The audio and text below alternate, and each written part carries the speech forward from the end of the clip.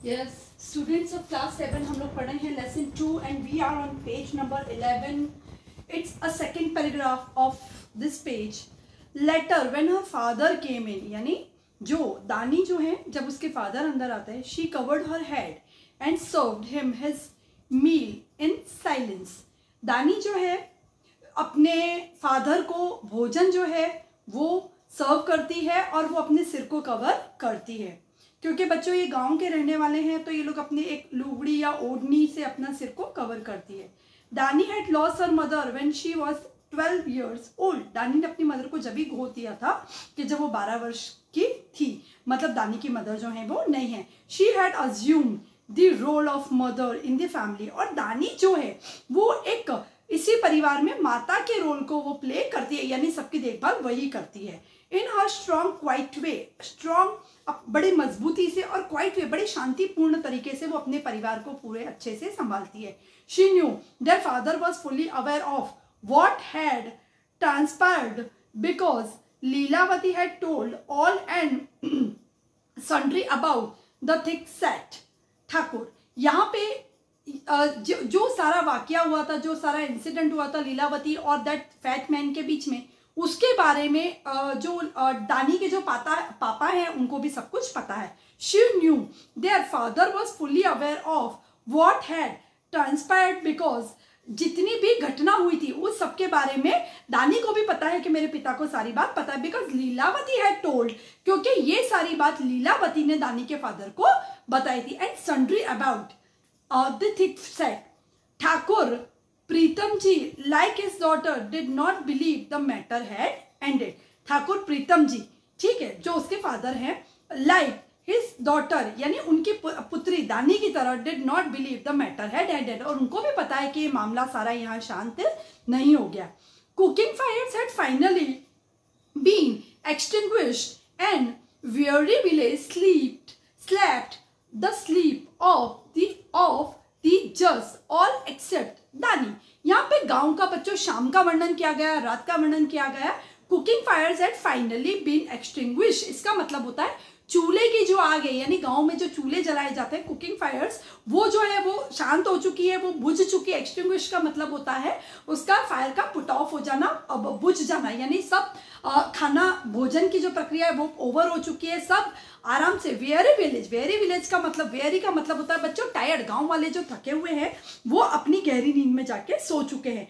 All except दानी, सिर्फ सिवा के दानी जो है उसको दिन का जो वाकया हुआ था उसके कारण उसको नींद नहीं आ रही.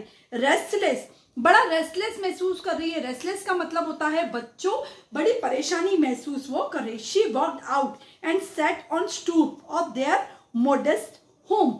वो बाहर, शी वॉक्ड आउट, वो थोड़ी सी घर से बाहर आई. And sat on the stoop यानी थोड़ी सी गर्दन और कंधे को झुका के खड़े होने को कहते हैं बच्चों stoop of their modest home. उनका जो घर जो था, ठीक है, जो एक शालीन सभ्रांत उनका जो घर था, मोडेस्ट का मतलब होता है बच्चों शालीन या सभ्रांत जो उनका घर था, वहां वो खड़ी हो गई. In this distance she could hear a barking of the village dogs from the neighbouring villages. कहीं ना कहीं दानी को आसपास, शी इन द डिस्टेंस यानी कहीं दूर से, शी कुड हियर उसको आवाज आ रही थी. The barking of village dogs, गांव के जो डॉग्स हैं उनके भौंकने की आवाज दानी को आ रही थी. फ्रॉम द नेबरिंग विलेजेस, आसपास के गांव से. शी वॉज अवेयर, दानी को इस बात की जानकारी थी, सडनली अचानक, that the barking had become a long drawn. और जो बार्किंग थी, जो कुत्तों के जो भौंकने की आवाज थी, वो लंबे समय तक पास आती गई. हॉवेल्स का मतलब होता है बच्चों तेज आवाज आना. एंड यल्प्स का मतलब होता है धीरे से रोना, शॉर्ट क्राई, रोने की बहुत लिमिटेड आवाज आना. एंड हॉवेल्स का मतलब होता है बच्चों लॉन्ग लाउड साउंड जो होता है, तेज आवाज जो होती है वो उसको डॉग्स की आने लगी. Something was definitely amiss. दानी को कहीं लग रहा था समथिंग, कहीं कुछ ना कुछ, वॉज बिल्कुल, डेफिनेटली का मतलब होता है निश्चित तौर पे कुछ गलत हो रहा है या कुछ गलत है. Before she had time to dwell on the matter further, she saw the night sky lit up with a glow that could only mean on one thing, and immediately the dreaded sound that accompanied it, fire.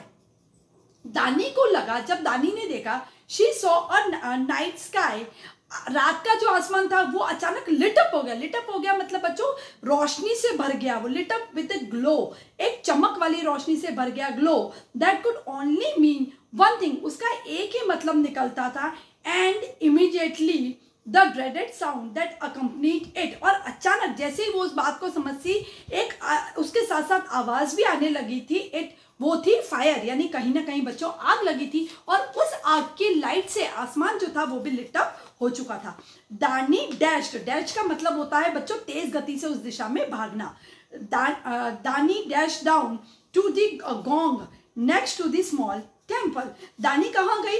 जो पास में एक छोटा सा मंदिर था उसमें gong, gong का मतलब होता है बच्चों जो बेल जो हम लोग मंदिर में देखते हैं जो हाथ से बजाई जाती है, आप लोगों ने स्कूल्स में भी देखे होंगे, उसे हम लोग कहते हैं बच्चों गोंग। यहाँ पे Dani dash down to the gong next to the small temple and shouted as she ran, और वो भागती भी गई और साथ साथ चिल्लाती रही, fire fire, clang clang, Bong Bong. जो गोंग बच्चों यहाँ पे हमें पिक्चर में भी नजर आ रहा है दानी के हैंड्स में, वो मंदिर से लेके उसको बजाती गई और फायर फायर साथ साथ चिल्लाती हुई गई।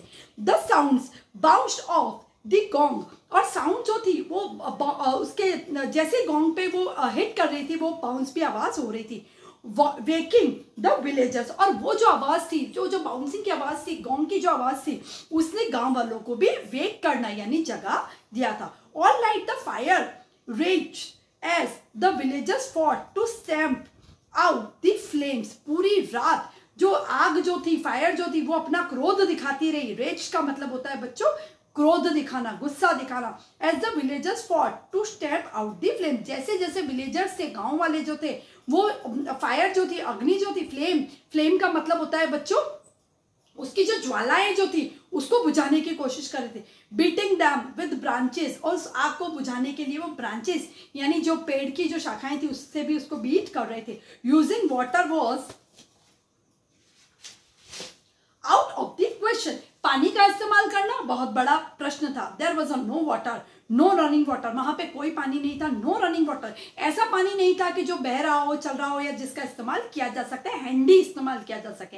And they used to joke about it, और आपस में वो लोग इस बात को लेके मजाक करने लगे। That the only running water was the water they rain for, उन्होंने कहा कि यहाँ पे रनिंग वाटर वही है जिस पानी के लिए हम लोग इधर उधर भाग रहे हैं। और team dammed down the huts and surroundings, but they knew this was the pathetic effort to ward off the inevitable।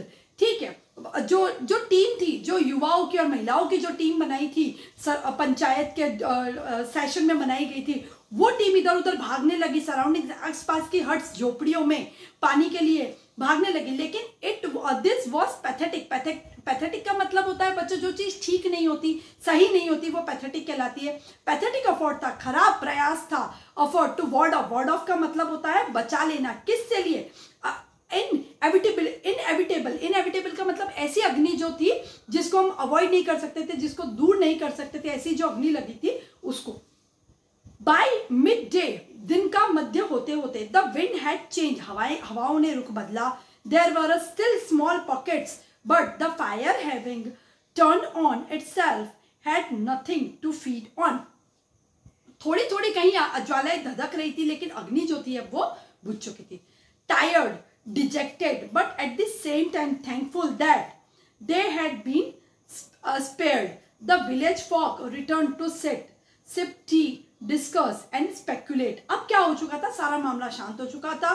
Tired, थके हुए थे, dejected, but at the same time thankful that, वो लोग धन्यवाद था, एक दूसरे को धन्यवाद दे रहे थे, थैंकफुल थे that they had been spared यानी वो लोग बच चुके थे। The village folk return to set, गांव वाले सब, विलेज फोक का मतलब होता है जो गांव के जो लोग होते हैं, गांव के जो रहने वाले जो होते हैं वो विलेज फोक कहलाते हैं। ठीक है, तो गांव के जो लोग थे वो रिटर्न हुए, बैठे, सिप टी, चाय का सिप लिया, डिस्कस एंड स्पेक्यूलेट, डिस्कस करने लगे, सारे मामले को वो लोग वापस दोहरान करने लगे। एंड स्पेक्यूलेट का मतलब यहाँ पे होता है बच्चों उस पूरे वाक्य का वो अवलोकन करने लगे।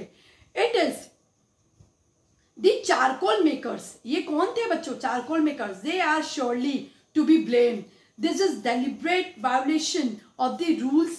सरपंची, यहाँ पे लोग कह रहे हैं it's the charcoal maker, charcoal maker का मतलब होता है बच्चों जो कोयला जो बनाते हैं वो लोग, they are surely to blame, उनके ऊपर बिल्कुल निश्चित तौर पे जो आरोप है वो लगाया जा सकता है, ब्लेम किया जा सकता है, ब्लेम करना आरोप लगाना। This is deliberate violation of the rule सरपंची, यहाँ पे लोग कह रहे हैं कि गांव के जो सरपंच है, गांव के जो मुखिया, उनको कहा जाता है, डेलिब्रेट का मतलब होता है जानबूझ के किया गया, वायोलेशन, वायोलेशन का मतलब होता है यहाँ पे किसी चीज का भंग करना, किसी चीज को एक तरीके से हिंसा करना, वो यहाँ पे कहना चाह रहे हैं। I hope you all understand these words in this paragraph. Thank you very much.